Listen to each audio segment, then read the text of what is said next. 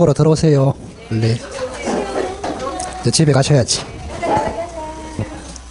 자, 20분 볼게요.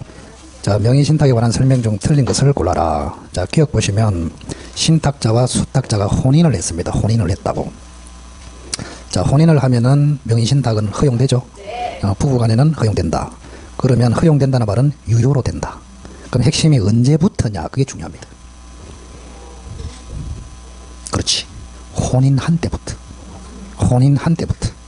혼인 성립한 때부터. 그래서 약정시에 소급하여, 그게 틀렸습니다. 기억은 X. 니은에 보시면 약정이 무효야. 무효인 약정은 해지를 할 수 없습니다.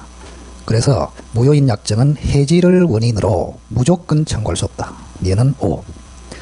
자, 띄워서 명의신탁 약정은 반사회적일까요? 아닙니다. 명의신탁 약정이 무효인 것은 실명법이라는 강행규정에 위반해서 무효이지 사회 질서에 위반하기 때문에 무효인 것은 아니다. 이것은 X. 자, 리얼 천천히 한번 읽어보세요. 무슨 놈의 명의신탁입니까? 맞습니까? 그거를 판단을 빨리 할 수 있는 게 굉장히 중요합니다.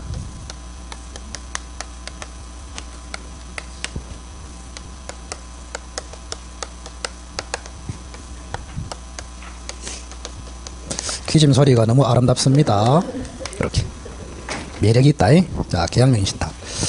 자, 리얼을 다시 한번 읽어볼게요. 갑과 을이 명의신탁 약정을 하고 을이 직접 매수인으로서 선의의 병으로부터 매수한 경우에 갑은 을에게 부당이득으로 부동산 자체의 반환을 청구할 수 없다.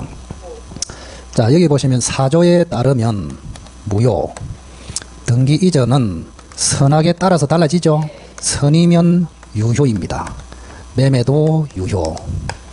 자, 그럼 여기는 모르는 이래 돼 있죠, 그죠? 선의의 병 이래 돼 있잖아요. 그럼 매매도 유효, 등기전도 유효. 을이 소유자가 됩니다. 자, 수탁자가 소유자가 되는데 남의 돈으로 소유자가 됐죠? 그럼 이 자체가 부당이득이 됩니다. 자, 부당이득은 반환해야 됩니다. 자, 반환 범위는 실명법 시행 전이면 부동산 자체, 후면 매수자금 1억 이렇게 됩니다. 자, 여기는 아무 소리 없으면 무조건 실명법 시행 후입니다.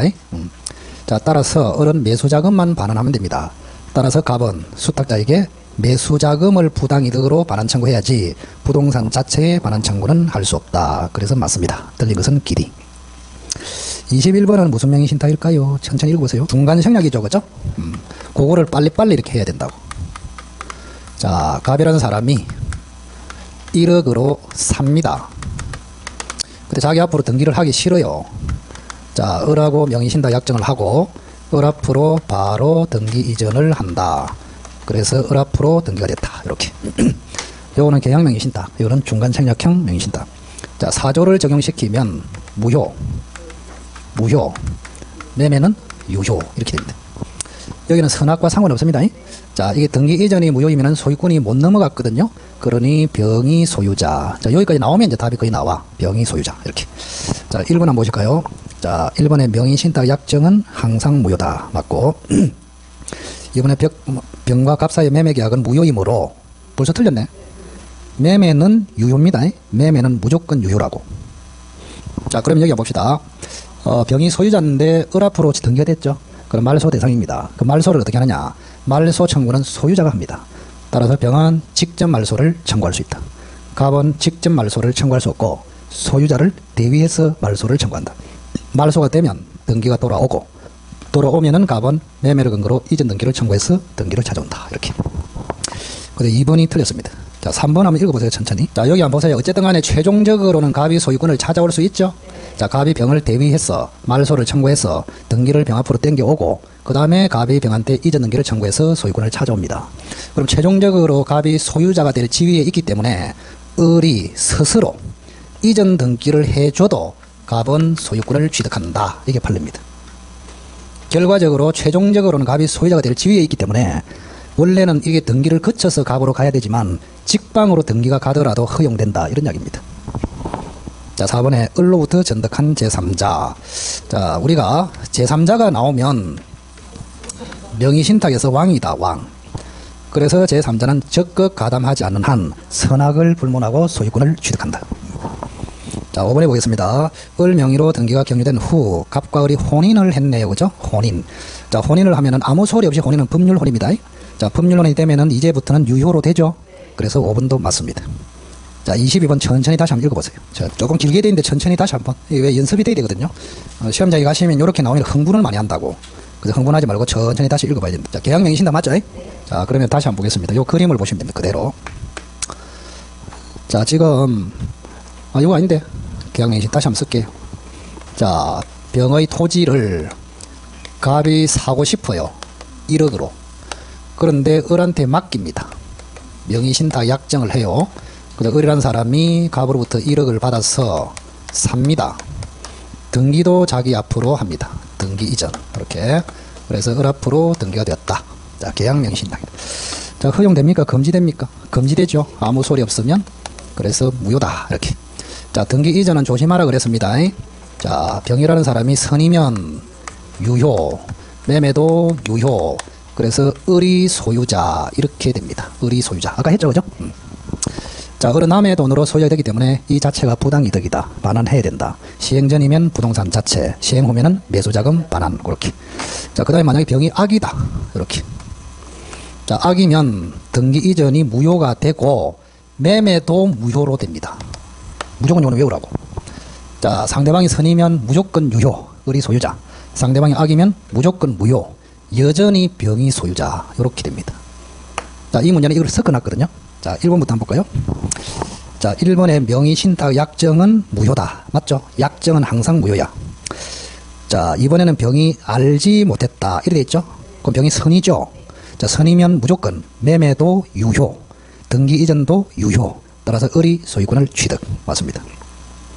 자, 3번의 선인 경우에 을은 갑에게 매매대금 1억 원 및 제공받은 취득세 등 등록세 등의 자금도 부당이득으로 반환할 의무가 있다. 자, 여기 한번 보세요. 자, 병이 선이라고 그랬습니다. 그러면 유효, 을이 소유자 이렇게 되어 있습니다. 그러면 을은 부당이득으로 반환해야 되죠? 그럼 아무 소리 없으면 실명법 시행 후입니다. 그러면 매수자금 1억만 반환하면 되죠? 자, 그런데 요 판례는 하나 더 추가됐어. 자, 갑이 을에게 매매대금 1억만 준 게 아니고 취득 비용까지 줬습니다. 1,000만 원. 요렇게. 취득 비용이 뭐예요? 취득세, 중개 수수료 뭐 이런 거, 그죠? 자, 그러면 을은 1억 1,000만 원을 받았단 말이에요. 그럼 을이 매수자금을 반환할 때 받은 취득 비용도 반환해야 된다. 여기 판례입니다. 아시겠죠? 그래서 매매대금 1억도 반환하고 제공받은 취득 비용도 부당이득으로 반환할 의무가 있다. 맞고. 자, 4번의 병이 선인 경우에 을이 부동산 소유권을 갑에게 이전해 줬다면 대물변제로서 갑은 대물변제의 동그라미. 자, 을이 소유자가 맞죠? 맞습니다. 자, 그러면 을은 매수자금만 반환하면 돼요. 그런데 부동산 자체 이것도 기억하세요. 또는 처분대금. 자, 부동산 자체의 시가는 10억입니다. 10억. 지금 이렇게. 그러면 1억하고 1,000만 원만 돌려주면 되지. 10억원치를 돌려줄 필요가 없죠. 자, 돌려줄 필요가 없는데 부동산 자체를 반환하기로 약정을 했단 말이에요. 구분을 잘 해야 돼요. 이 약정은 무효입니다. 우리 판례에 따라서 무효. 뭐라고? 무효입니다. 무효. 근데 반환하기로 처분대금이나 부동산 자체를 반환하기로 한 약정은 무효인데 만약에 이 을이 이전 등기를 갑에게 자의로 해줘버렸어요. 이렇게. 즉 소유권 자체를 반환했단 말이에요. 그거는 유효다. 이렇게 봐요. 그래서 갑은 소유권을 취득할 수 있다. 이거 구분할 줄 알아야 됩니다. 자, 그래서 부동산 자체, 소유권 자체, 처분 대금을 반환하기로 하는 약정은 무효인데, 그죠? 을이라는 사람이 1억이 없어. 그래서 대물 변제로서 소유권 이전을 해주는 것은 유효다. 그 말입니다. 그래서 대물 변제로 갑이 소유권을 받는 것은 된다. 이게 판례입니다. 자, 그래서 핵심이 대물 변제의 동그라미를 딱 쳐놔라고. 그래서 원래는 병이 선이기 때문에 을이 소유자가 되고, 을이 소유자가 되지만 갑에게 반환해 주는 것은 매수자금만 반환해 주면 되잖아요. 그죠? 그런데 매수자금이 없어가지고 대물 변제로서 소유권을 이전해 주면은 그거는 허용된다. 따라서 갑은 소유권을 취득할 수 있다. 자, 5번 옆에다 써놓으세요. 요즘 한참 뜬다. 이렇게 써놔라. 한참 뜬다. 핫하다. 안 그러면 옆에다가 핫 3개 써놔라. 뜨거운 개가 3마리다. 자, 병이 이제 악이야. 악입니다. 자, 여기 한번 보실까요? 자, 잘 들어야 됩니다. 병이 악이죠. 그러면 등기 이전도 무효, 매매도 무효. 그러면 병이 소유자. 이렇게 됩니다. 맞죠? 그런데 이 을이라는 사람이 정한테 팔아먹었어. 이렇게. 자, 그러면 명의신탁에서 제3자는 왕이죠. 따라서 정이 적극 가담하지 않은 한 선악을 불문하고 무조건 소유권을 취득합니다. 자, 그러면 잘 보세요. 원래는 소유자가 병이죠. 자, 악일 때 병이 소유자인데 을이 정한테 처분함으로써 병의 소유권이 정한테 뺏겨버려요. 을 때문에. 그래서 을의 처분 행위는 병의 소유권을 침해하는 불법 행위가 되어버립니다. 불법 행위. 자, 을의 불법 행위 때문에 병은 소유권을 상실했죠. 손해봤죠. 그러니 손해배상을 청구할 수 있다. 이렇게. 자, 그러면 여기서 끝나면 좀 아쉽잖아. 그죠? 자, 을로 하여금, 그죠? 정한테 배신해서 처분함으로써 정이 소유권을 확정적으로 취득하고, 그로 인해서 병이 을 때문에 소유권을 상실한 손해를 봤단 말이야. 그러면 을에게, 불법 행위를 한 을에게 손해배상을 청구할 수 있다.